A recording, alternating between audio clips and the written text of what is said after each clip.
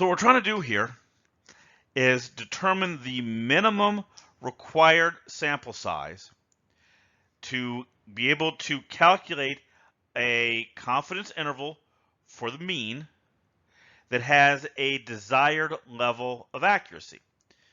And what I've done here is I started with a formula for the margin of error and solved it for n, but I want you to look carefully at what's going on here, right?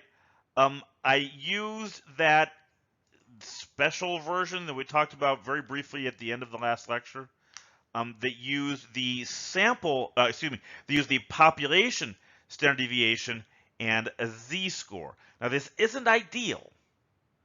I mean, I talked about this briefly in that last section. It's pretty unusual that we know the population standard deviation.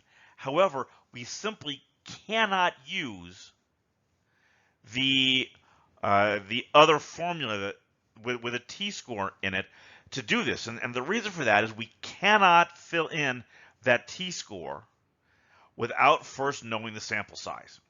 And we don't know the sample size. That's what we're trying to calculate, right? So in this case, we had to fall back on this other version of the formula, even though it's less ideal. All right, so how can we work around this then? Let's take an example. I'll give you a second to read this over. Right, you want to estimate the mean SAT score. And I want to calculate the required minimum sample size to get this level of confidence. Well, we have our formula, right, from the last slide.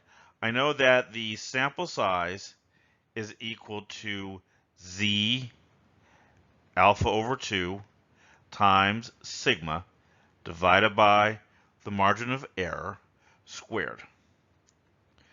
Okay, well this is fine. 98% confidence interval.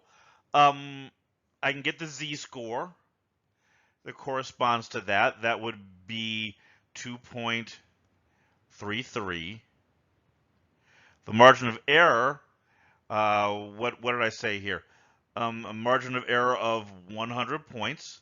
So I'm going to put 100 down here, squared. And now I need that standard deviation. Okay, I want you to flash like all the way back to like chapter 2, I think it was, where we talked about that thing. We talked about the range rule of thumb, right? And the range rule of thumb, said the range is approximately equal to 4 times the standard deviation. Well, I know the range. I know that these SAT scores go from 600 to 2400. All right, so the range is 2400 minus 600, and that's approximately 4 times the standard deviation. So if I divide both sides by 4, I get that the standard deviation is approximately 450. Okay, it's not great, it's an approximation, okay, but I can live with that. So if I put 450 in here, get your calculator out, you do the math,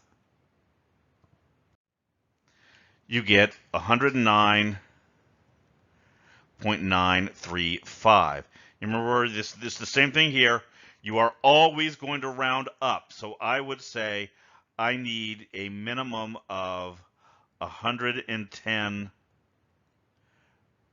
samples, 110 test results to be able to get that level of confidence in my average.